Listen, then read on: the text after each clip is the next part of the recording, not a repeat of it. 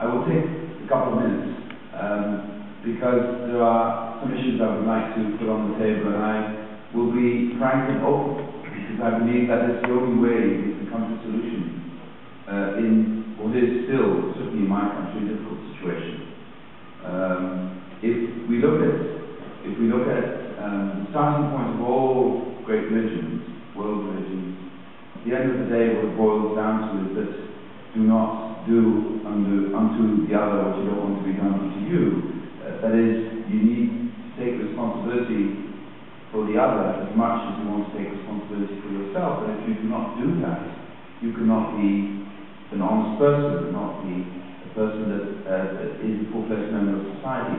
Now, this is a fundamental element in all our religions, but also in humanism, not just in people who are religious, also people who are not religious and want to base their actions on moral behavior. And if we could just rekindle that issue as a starting point of our dialogue, I think we would be well served. If I could take you for a moment to my country. Indeed, we have a substantial Muslim community. We've always had minority communities. Actually, my country is a country of minority.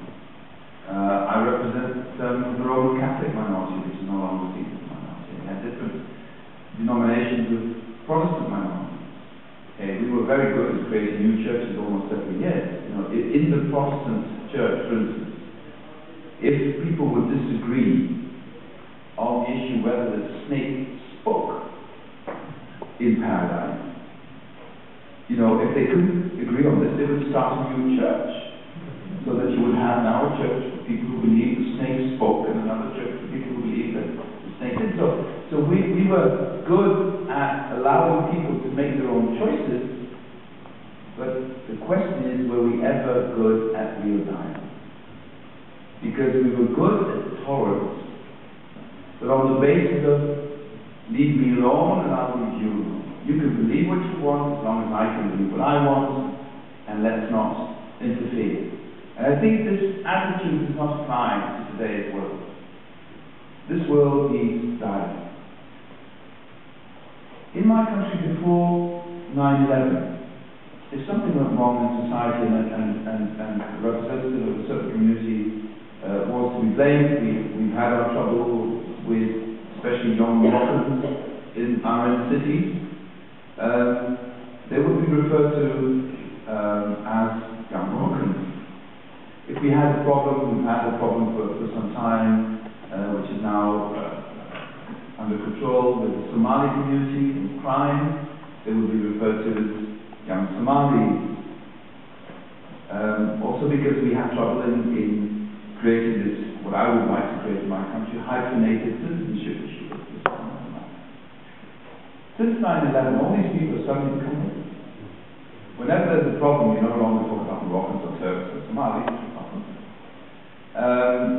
and you should appreciate the psychological effect of such a change. This is not something orchestrated by somebody who wants to manipulate or wants to create a social or ethnic tension. This is simply probably a knee-jerk reaction to the feeling of fear in society. Which probably brings me to my most fundamental point. If you look at Europe today, I think the best driving force in politics, if you want to win an election, is to use fear. Fear is a very powerful political tool. And fear is projected on an object. You want to see an object of fear.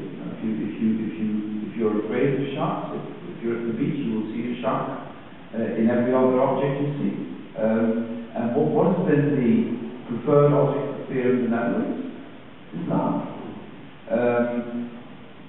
I think we need to look back into the eye. I also think we need to look more closely at the reasons of fear. Why is it projected on Islam? I think, by and large, because people have lost the feeling that they control their own lives. The world is changing so quickly. You're no longer assured to have a job from the beginning of your career until you retire. You're no longer assured to be living in the same community. You're no longer assured that your next door neighbor will be the same person next year or the year after. Just imagine all that insecurity amassed upon people.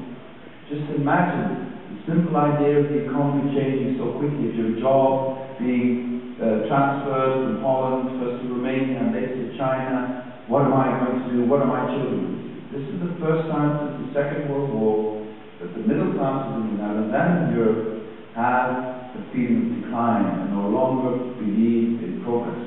They think we've reached the pinnacle and it's downhill from here. This is the background we need to understand. So it's a feeling of loss of control of your own destiny. And then you go looking for reasons. And then we found reasons. Some people in the Netherlands have found the reasons. It's Islam, it's immigration of Muslims. No, there's somebody who's very dear, very close to me.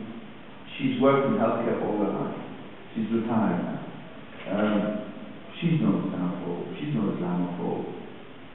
But she truly believes that at some stage Islam will take over our country. She truly believes that this relatively small minority will at some stage force her to wear a niqab or to go to a mosque. She truly believes this. Why is that? I think we need to address these issues clearly without avoiding them. One of the few solutions we have, I believe, there's lots of things I can say about this, is to look for more dialogue. Thing you will know from your community here in the United States, something we see increasingly in the Netherlands. The fear of Islam is biggest in those communities where there is no Islam.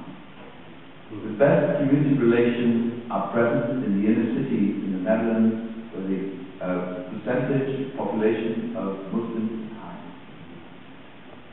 And you will get the same stories all the time. People say, I want them to go back to their country. Even if they're third generation Dutch, they're saying, I want them to go back to their country. But not Ahmed or Mohammed who lives next door, because he's a nice guy, he's a good guy.